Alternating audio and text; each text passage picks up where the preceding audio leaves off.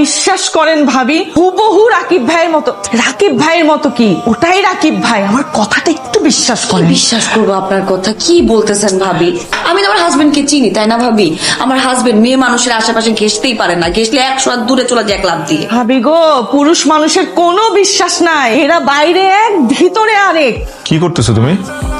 কি করবো? সাইলেন্ট করতেছি তোমার ফোন। তোমাকে না বলছি রাতে বেলা ফোন সাইলেন্ট করে রাখবা, উঠা যাবে তো না হলে ঘুম থেকে। কে শোনে কার কথা? ধরো, তুমি ফোনের মধ্যে পাসওয়ার্ড দিয়ে রাখছো কেন? পাসওয়ার্ড কি? Nadia, I love you. আমার ঢং আর শেষ হয় না। তুমি কি সবসময় অফিসে রিক্সায় করে যাও না? হ্যাঁ, কেন?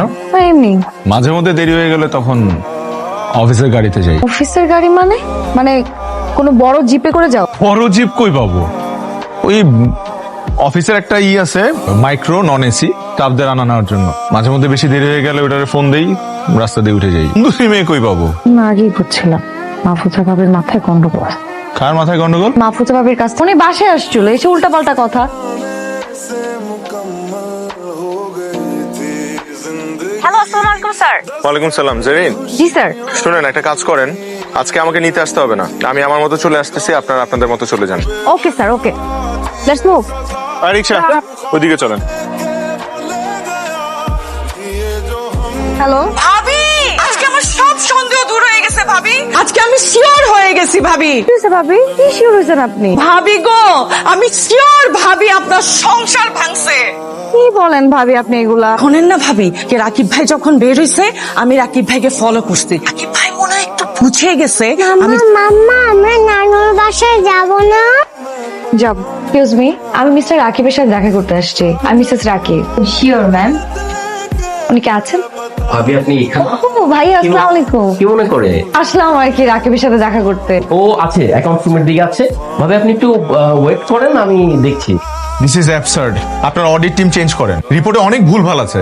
এইভাবে তো হয় না। নতুন টিম ক্রিয়েট করে তারপর আবার রিপোর্ট দেন। ওকে স্যার, হয়ে যাবে। কি ঠিক আছে? আপনি সবসময় বলেন ঠিক আছে। ঠিক আছে, ভূত দেখছিস নাকি?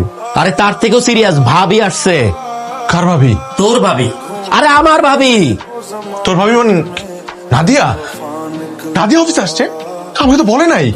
প্রচুর অফিসে আসবে আমি তো জানি না। তাড়াতাড়ি কর, তাড়াতাড়ি কর, তাড়াতাড়ি কর। স্যার আমি আছি। এই দাঁড়ান, আপনি এখানে আসেন। স্যার আপনি এখানে আসেন, আমার চেয়ারে এসে বসেন। আরে যা বলতেছো ওটা করেন না, ফাস্ট করেন, ফাস্ট ফাস্ট। আমি আপনার চেয়ারে কিভাবে বসবো? আরে ভাই বসেন না রে ভাই। আমি ঠিক আছে? হ্যাঁ তামিল ভাই, আরে তুমি নাদিয়া অফিসে আজকে না বলে হুট করে? বললাম না, ভাবি তোকে সারপ্রাইজ দিতে আসছে। হোয়াট আ প্লেজেন্ট ভাবি। সারপ্রাইজ। হ্যাঁ, তামিল ভাইয়ের অফিসে কখনো দেখা হয় নাই। হয় নাই? না, এই জন্য। ও হ্যাঁ, তাই তো, তুমি তো অফিসেই আসো নাই কখনো। হ্যাঁ, অনেক সুন্দর করে করছো, অনেক বড় অফিস। তুমি কি বলতে চাচ্ছ এটা শুধু সামিউল ভাইয়ের অফিস? এটা কি আমার অফিস না? না, আমি কিন্তু কষ্ট পাইলাম। দেখো, এটা তো আমারও অফিস। আশ্চর্য, তুমি দেখবা না তোমার হাজবেন্ড কোথায় চাকরি করে?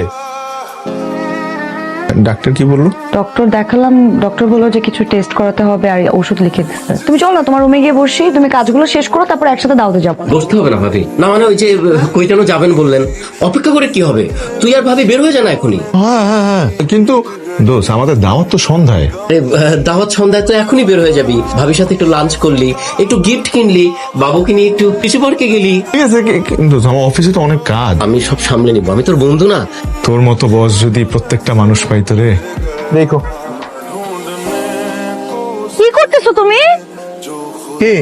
আরে তুমি এই গাড়ি তুলতেছো কেন? এটা তো না, মানে এটা হুট করে চলে আসছো না অফিসে। আমি না খুশির চোটে মানে নার্ভাস হয়ে সামিলের গাড়ি না, জি স্যার। তামিলের গাড়িতে উড়ে যাচ্ছিলাম। এই আসো আসো, সবাই চলে আসছে, তোমরাই শুধু লেট করে ফেললা। এই সোমা, আসসালামু আলাইকুম ভাবি। ওয়ালাইকুম আসসালাম। কেমন চলতেছে সবকিছু? এই তো ভাইয়া, আর বলবেন না, সকাল থেকে ছেলেটার মন খারাপ। কেন? সকালে যে কেকটা আনা হয়েছিল সেটার পছন্দ হয়নি। ছেলেটা যা জিদ্দি হয়েছে না। দেখতে হবে না কার মতো হয়েছে।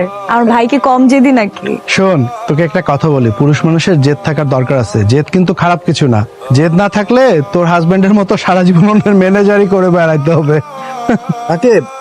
জি দিনকাল কেমন চলছে এখন? জি ভালো ভাইয়া। আর কতদিন এরকম অন্যের চাকরি করবা? চাকরি করা মানে জানো তো? চাকরি করা মানে হচ্ছে চাকরের মতো কাজ করা। আমি বুঝি না তোমরা এখনকার ছেলেপেলেরা কেন যে মানে শুধু চাকরির পেছনেই ছোট। ভাইয়া, ও কিন্তু এখন সিনিয়র ম্যানেজার। সিনিয়র ম্যানেজার হয়ে তোর জামাই কয় টাকা বেতন পায়? 1.5 লাখ টাকা।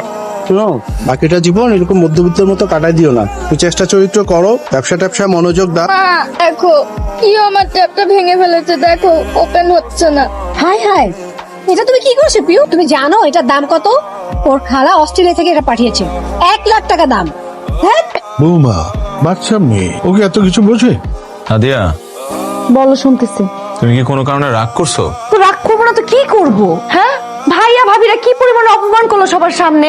ভাইয়া ঠিকই বলছে, সবসময় সামিউল ভাইয়ের উপর ভরসা করে থাকি, জীবনটাই পার হবে চুলা ঠেলতে ঠেলতে। কি বলতেছো তুমি? ঠিকই বলতেছি। সামিউল ভাইকে জিজ্ঞেস করো, তাহলে আমি তাকে ফোন দেই। পাগল হয়ে গেছো নাকি? হ্যাঁ, পাগল হয়ে গেছি, একদম পাগল হয়ে গেছি। আমার আর মানুষের কথা শুনতে ভালো লাগে না। এখন কি করব? কি করবা? তোমার বাবাকে গিয়ে বলে দিবা যে তুমি এই মুহূর্তে বিয়ে করতে পারবা না। কারণটা কি বলবো? আমি নিজে গিয়ে তোমার বাবার সাথে কথা বলবো, তাকে রাজি করাবো। লাভ নেই, তাও তুমি বাবাকে রাজি করাতে পারবে না। না পারলাম, চেষ্টা তো করতে পারি। তুমি যা বলছো এটাকে দুঃসাহস বললে কম বলা হবে। তোমার বয়সে একজনের কাছে এটাকে কুল কিছু মনে হতে পারে, আমার কাছে তা না। আঙ্কেল, আমি যেটা বলতেছি সেটা আমার আর নাদিয়া দুজনের ভালোর জন্যই বলতেছি। কোনটা ভালো কোনটা মন্দ সে সিদ্ধান্ত নেবার যোগ্যতা কি তোমার হয়েছে? কি আছে তোমার? যা বেতন পাও তা দিয়ে কি তোমার খরচ চলে? শোনো, বিয়ের পরে যখন দেখবে 7 দিনের মধ্যে টাকা সব খরচ হয়ে গেছে, এসব ফ্যান্টাসি উড়ে যাবে। তোর কথা দিয়ে আমি ওর সঙ্গে দেখা করতে রাজি হয়েছি, নইলে। আঙ্কেল, আপনাকে ধন্যবাদ যে আপনি আমার সাথে দেখা করতে রাজি হয়েছেন। আঙ্কেল, আমি একটা কথা আপনাকে বুকে হাত দিয়ে বলতে পারবো যে আমি আপনার মেয়েকে ভালো রাখবো, সুখে রাখবো। কিভাবে? হাওয়া খাইয়ে? টাকা প্রাচুর্য কি মানুষকে সবসময় সুখ দিতে পারে? এসব আতলামা কথা তুমি আমাকে বলো না। জীবন কতটা কঠিন তা তুমি জানো না। নাদিয়া বলায় আমি তোমার সঙ্গে কথা বলেছি, এখন তুমি যাও। আর কোনোদিন যেন নাদিয়ার সঙ্গে তোমাকে না দেখি। আমার ধৈর্যের বাঁধ ভাঙার আগে তুমি চলে যাও।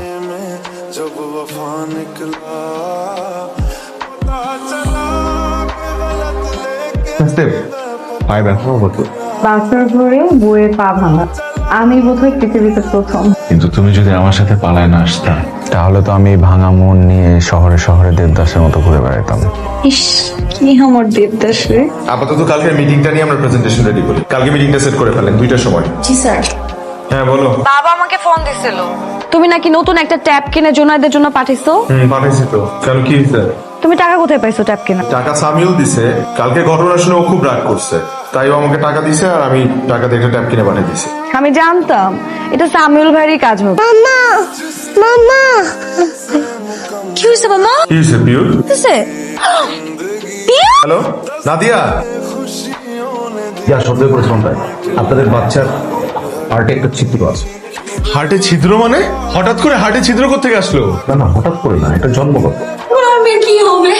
ঘাবড়াবেন না, আমাদের এখানে চিকিৎসার ব্যবস্থা আছে। ওর ওপেন হার্ট সার্জারি করবো। এটা কি বলতেছেন আপনি? এতটুকু ছোট বাচ্চার ওপেন হার্ট কি করে হয়? এটা ছাড়া আর কোনো। নাদিয়া, টাকার বিষয় বলবা? হ্যাঁ টাকাটা কিভাবে জোগাড় করবা তাই তো? ভাইয়ের কাছ থেকে তো চাইতে পারবো না, ভাইয়া তো নিজেই ডুবে বসে আছে ব্যবসা নিয়ে। কার কাছে চাইতে হবে? সামিউল ভাই আসি তো, এক সামিউল ভাই। না, আমি তুমি কি চাইতে পারবে না তাই তো? লজ্জা লাগবে তোমার কাছে চাইতে, তাই না? আচ্ছা, চাইতে হবে না। সামিউল ভাই, আপনি যে উপকারটা আমাদের করলেন, এই ঋণ আমরা কিভাবে শোধ করবো বলেন ভাই? এখনকার যুগে আপনার মতো মানুষ পাওয়া মানুষের ভাগ্যের ব্যাপার। ভাবি, আই এম সরি, আমি একটা কথা আপনার কাছে গোপন করেছি। ভাবি, আপনি যে প্রশংসা করছেন, যা কিছু বলছেন আমি করেছি, তার কোনো কিছুরই যোগ্য আমি না। আমি ওর জন্য কিছু করিনি, যা কিছু করার রাকিবই করেছে। মানে? আমি অনেকদিন ধরে একটা কথা আপনার কাছে গোপন করেছি, আজকে না বলে পারছি না। আপনি যে কোম্পানিটা দেখেন সেই কোম্পানির মালিক আমি না, আমি কর্মচারী, রাকিব মালিক। সে যে এত বড়লোক ভাবে সেটা কাউকে জানাতে চায় না। কত কত মসজিদ মাদ্রাসা যে রাকিবের টাকায় চলে তার কোনো ঠিক ঠিকানা নেই। প্রায় 300 ছেলেপেলের ভরণ পোষণের দায়িত্ব নিয়ে নিয়েছে শুধুমাত্র রাকিব। বলছেন সামিউল ভাই রাকিব এগুলা? এটাই সত্যি। আপনার কাছে বিশ্বাস নাই হতে পারে, পুরো পৃথিবীর কাছে অবিশ্বাস্য লাগলেও এটাই সত্যি। কিন্তু ও আমাদের কাছে কেন লুকাবে? কারণ ওর মনে একটা ভয় আছে। কিসের ভয়? রাকিব মধ্যবিত্ত জীবন চায়। ও মনে করে এত অর্থ, বিত্ত, বৈভব, প্রাচুর্য সবকিছু থাকলে ওর যে মধ্যবিত্ত জীবনের যেই লোভ, যেই সুখ, যে ভালোবাসা, পারিবারিক বন্ধন, খুনসুটি, এই সবকিছু হারিয়ে যাবে। কি সুন্দর করে আপনারা সুখ দুঃখ ভাগ বাটোয়ারা করেন, কিছুই আর থাকবে না। রাকিব আসলে ভাবি মধ্যবিত্ত জীবনের যে আনন্দ, যে সুখ, সেটাই সবসময় পেতে চেয়েছে। মারে, সামিউল যা বলেছে সবই সত্যি। 6 কোটি? হ্যাঁ, আপনার ব্যাংক লোনের পরিমাণ তো এটাই ছিল নাকি? কিন্তু আপনি শুধু নাদিয়ার বড় ভাই না, আপনি আমারও বড় ভাই।